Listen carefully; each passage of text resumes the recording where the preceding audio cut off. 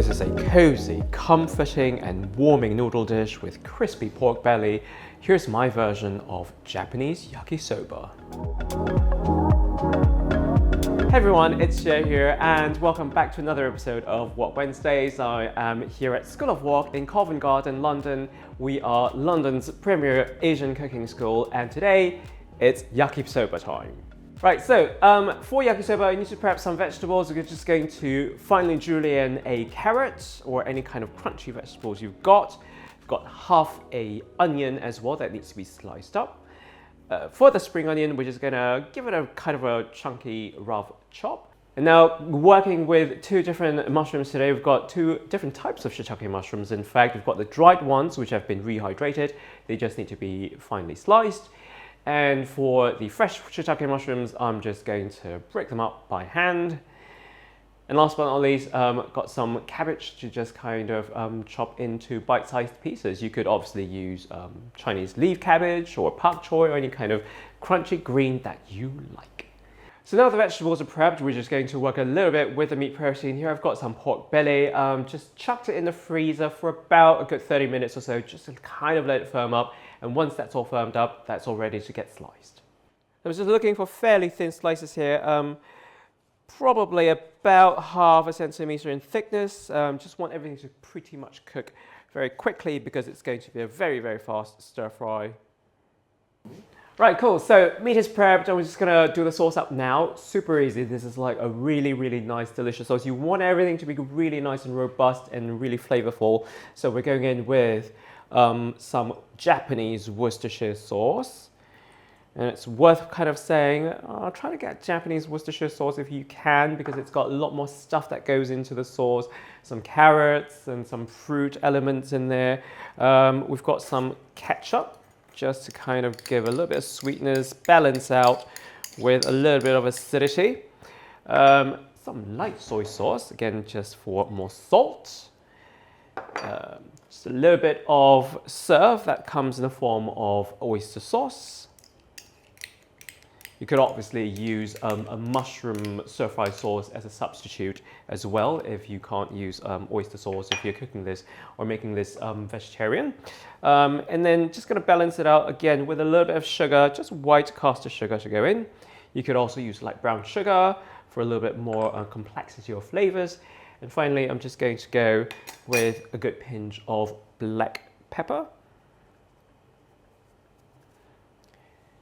And we're just going to give that a really good stir.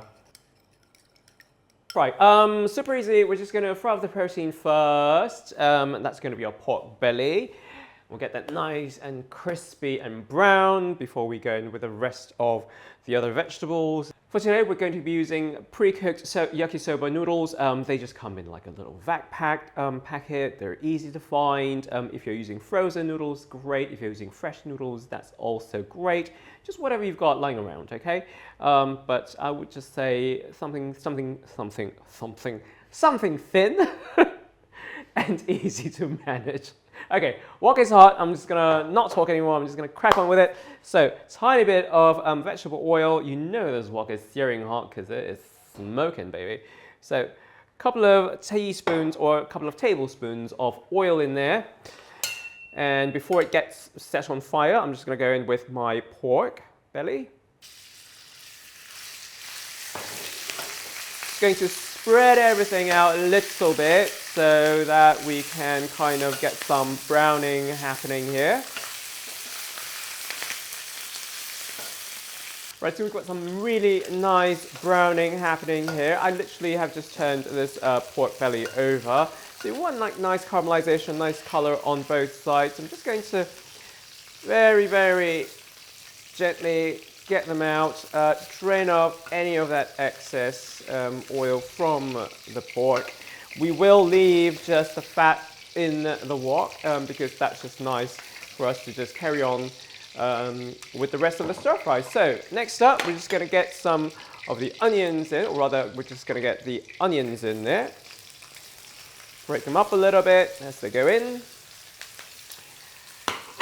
And seeing as it's a stir fry, this should happen fairly quickly. I've got my heat underneath the wok going at the highest I can sort of manage. So break up the onions a little bit. We'll just let them kind of caramelize, get some color going as well. Right, so I've got some beautiful color on the onions now. Next up, hard vegetables to go in. So that's going to be my bite-sized pieces of white cabbage to go in. And then I'm just going to give them about sort of 20 to 30 seconds from here. Like I said, I want a little bit of crunch with my cabbage, so don't cook them for too long. Right, so literally you can see the color of the cabbage change. It goes just a little bit translucent. Next up, I'm just going to go in with some of my julienne carrots. And also I've got some fresh shiitake mushrooms. They need to also go in because they just need to wilt down a little bit before you can move on to the next bit. So give it a really good stir. And then straight back down on the heat. Whatever you do, don't keep stirring, okay? The whole key about the stir fry is to really let that wok build up all of that heat in there so that actually cooks your food. That's what we want. Your wok should just cook your food. Right, so next up, I've got my dried shiitake mushrooms that have been rehydrated. Those go in. And then finally, also my noodles can go in because they don't take very long to cook whatsoever. Literally about 30 seconds from here, and then that dish should be done. Just give it a really good mix, lifting all of the vegetables from underneath up to the top here. Just spreading the noodles out a little bit as well, just to make sure that they can make some nice contact with the wok so everything heats up evenly. Of course, we can't forget our spring onions. They literally just go in towards the end because they don't actually need very much cooking. And of course, don't forget your pork belly then goes back in. Now that is already smelling really, really nice. I cannot wait.